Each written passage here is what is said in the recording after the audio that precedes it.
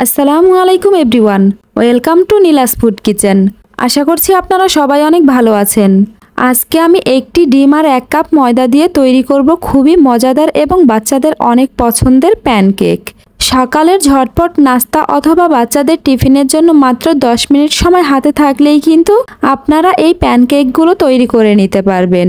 এই প্যানকেকগুলো শুধু বাচ্চারাই না, বড়রাও কিন্তু এই প্যানকেকগুলো অনেক পছন্দ করবে, কারণ এই প্যানকেকগুলো অনেক বেশি সফট আর অনেক ইয়াম্মি।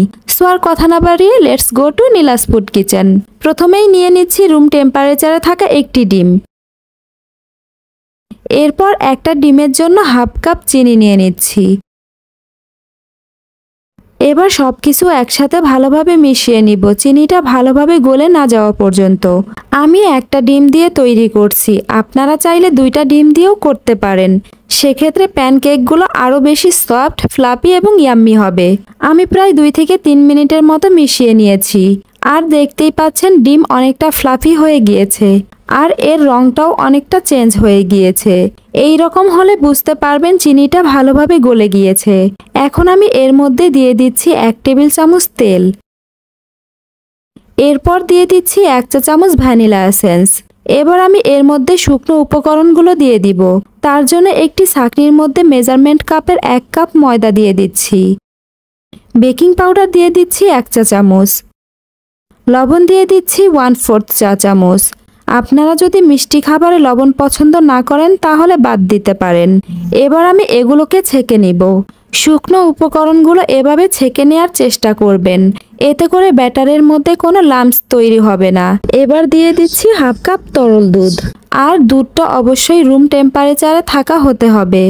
এখন সব কিছুকে একসাথে মিশিয়ে নিচ্ছি। আর এই মিশিয়ে নেওয়ার কাজটা একটু সময় নিয়ে ধৈর্য ধরে করতে হবে, তাতে দেখবেন এই ব্যাটারের মধ্যে কোনো লাম্পস থাকবে না, একদম স্মুথভাবে তৈরি হবে। প্যানকেক তৈরি করার জন্য একটি ঘন ব্যাটার তৈরি করতে হবে, কোনো পাতলা ব্যাটার তৈরি করা যাবে না। এই ব্যাটারটি তৈরি করতে আমি হাফ কাপ দুধ ব্যবহার করেছি, তবে আপনাদের আরও কম বেশি লাগতে পারে। যদি আপনাদের ব্যাটার বেশি ঘন হয়ে থাকে তাহলে সামান্য তরল দুধ দিয়ে ঠিক করে নেবেন, আর যদি বেশি পাতলা মনে হয় তাহলে সামান্য ময়দা দিয়ে ঠিক করে নেবেন। দেখুন ব্যাটারের ঘনত্ব ঠিক এই রকম হবে, উপর থেকে ফেললে একদম স্মুথলি পড়ছে। আর প্যানকেকের জন্য ঠিক এই রকম ব্যাটার তৈরি করতে হবে। এবার চুলায় প্যান বসিয়ে টিস্যু পেপারে হালকা তেল দিয়ে প্যানটা মুছে নিচ্ছি। তারপর এখান থেকে কিছুটা ব্যাটার একটা মেজারমেন্ট কাপে নিয়ে নিচ্ছি। এভাবে ব্যাটার মেপে প্যানকেক তৈরি করলে সবগুলো প্যানকেক একই সাইজের হবে।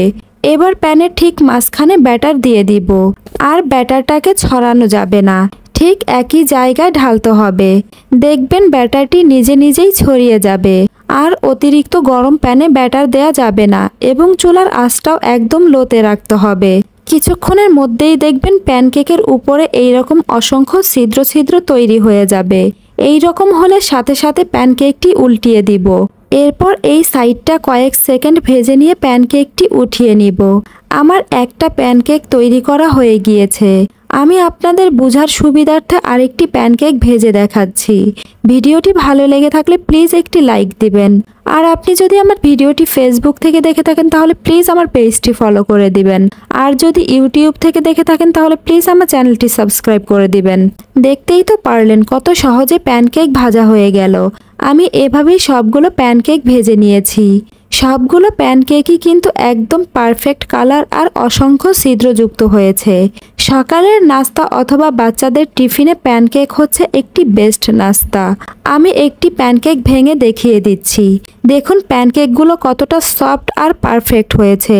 আর এই প্যানকেকগুলো ঠান্ডা হবার পর বক্সে ভরে রাখলে 2 থেকে 3 দিন পর্যন্ত এমনিতেই ভালো থাকবে। আশা করছি আমার আজকের রেসিপি আপনাদের কাছে অনেক ভালো লেগেছে আর সহজও লেগেছে। সো আজ এ পর্যন্তই, আবার দেখা হবে নতুন কোনো রেসিপি নিয়ে। সে পর্যন্ত সবাই ভালো থাকুন, সুস্থ থাকুন। আল্লাহ হাফেজ।